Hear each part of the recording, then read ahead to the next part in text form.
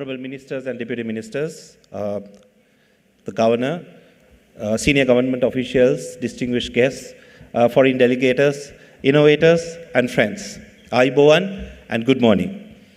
As the Powered by partner, it's an honor and a privilege to speak at the Disrupt Asia, Sri Lanka's flagship platform for entrepreneurs, investors, and policymakers.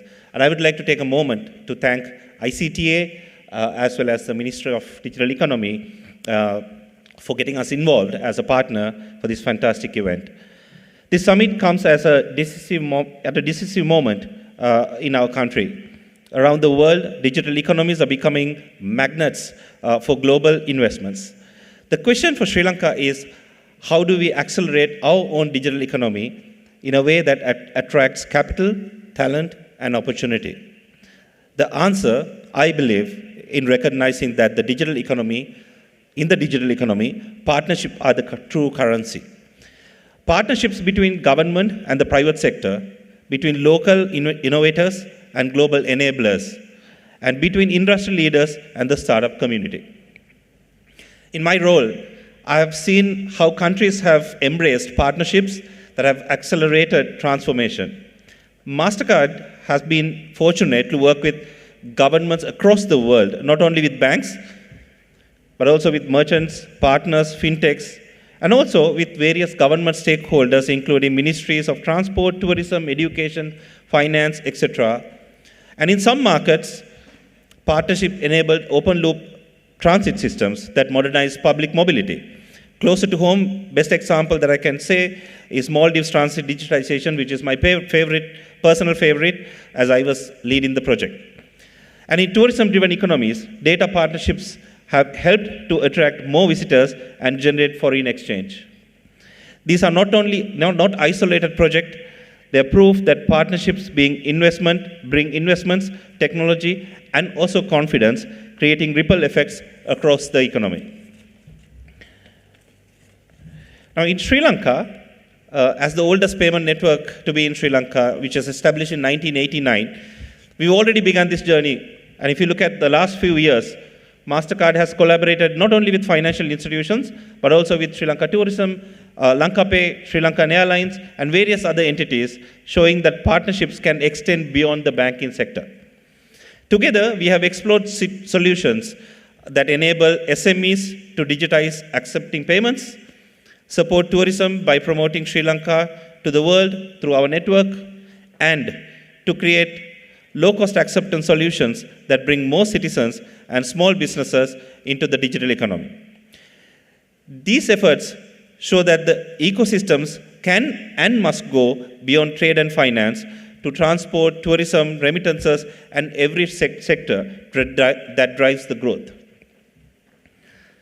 Deputy ministers, delegates, I must commend the government for bold steps like establishing the Ministry of Digital Economy, and people like Dr. Hans taking the leadership on that. First of its kind in Sri Lanka, that decision signals the vision and the intent.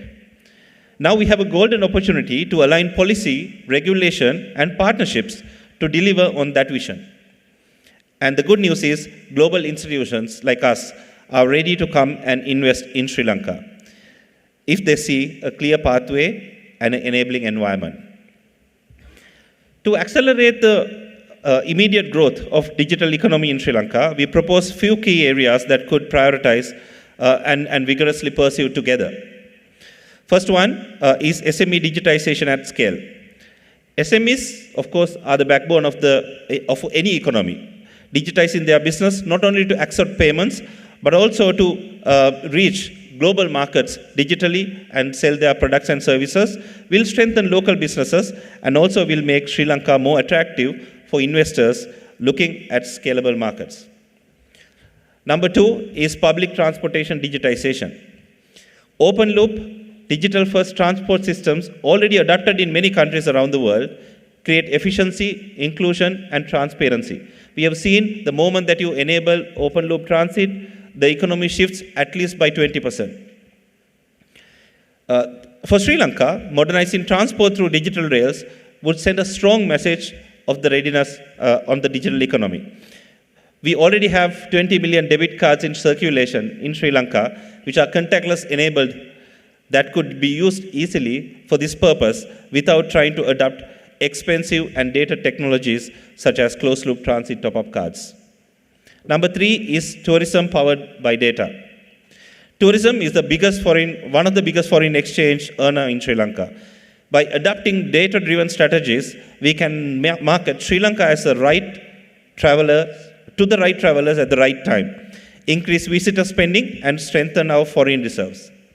As we will have to manage our capacities at the airport or also on the accommodation side, we need to focus more on the better ROI and conduct focused marketing campaigns to have a better returns on every marketing dollar that we spend as a country. Number 4 is the digital identity and enablers. Secure digital ID, open banking, blockchain applications, and even central bank digital currencies, CBDCs, can transform inclusion and resilience. These tools make it easier for citizens and businesses to participate in the digital economy while signaling innovation to investors. Last but not least, 5th one is the cybersecurity. Equally critical is the focus on cyber resilience as we scale the digital economy. With the increased digitization comes higher exposure to cyber threats, making it imperative to the robust security frameworks, rapid incident response systems, and a culture of digital trust underpin every initiative, and they should not wait until a major incident takes place. To highlight the importance of this, let me explain with one single data point. In 2024, Sri Lanka has done over 440 trillion rupees worth of domestic money movements with a digital touch point. In case, if there was an exposure of 0.01%, that is 1 basis points, that would have been a risk exposure of $1.5 billion, which is half of the exports that we have done to USA during the same year. I mention this to all of us, to realize that we must act now, protecting digital touch points, and doing so, we don't only protect valuable assets and data, but also foster an environment where innovation can grow and unhindered by fear and disruption.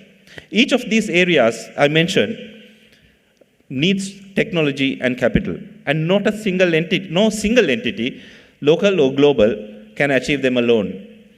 At our scale, partnerships are not optional, they are super essentials. And partnerships bring benefits to the entrepreneurs, governments, citizens, and innovators in multiple scales. And this is how partnerships attract investments, and they de-risk the journey, accelerate outcomes, and create win-win for every stakeholder. Now, as I look around, there are at least about 7-8 major events happening during this week and over the week, 2 weeks period in Sri Lanka on startups, fintechs, cybersecurity, AI, and much more during this week. All with significant investments, budgets, strong participation. Some of them we are also sponsoring. These gatherings are important. They give us thought leadership, global exposure, and new opportunities to explore. But let's be honest. Conferences alone will not transform our digital economy. Execution will. Someone reminded me recently with a powerful phrase, English prevails, but action and numbers reveal. That is the reality we must face. Yesterday, we saw a really good initiative with our venture engine, and there are so many initiatives that we need to push forward like that. It is now time for us, private sector, public sector, policymakers, regulators, and everybody else to put aside the differences and egos and come together with urgency, not to simply talk about opportunities, but to execute, to pilot, to measure, to scale, because only through collaboration we can accelerate Sri Lanka's digital economy at the pace we demand. Distinguished guests, friends, in the digital economy, partnerships are the currency. Let's invest in that currency wisely, together, and create a future where Sri Lanka doesn't just participate, but thrives. For all the investors here, I invite you to explore great talents, opportunities to collaborate a win-win situation. As Mastercard, we have done that. We are continuing to do that, and I invite all of you to join hand with the Sri Lankan community to disrupt Asia. Thank you so much.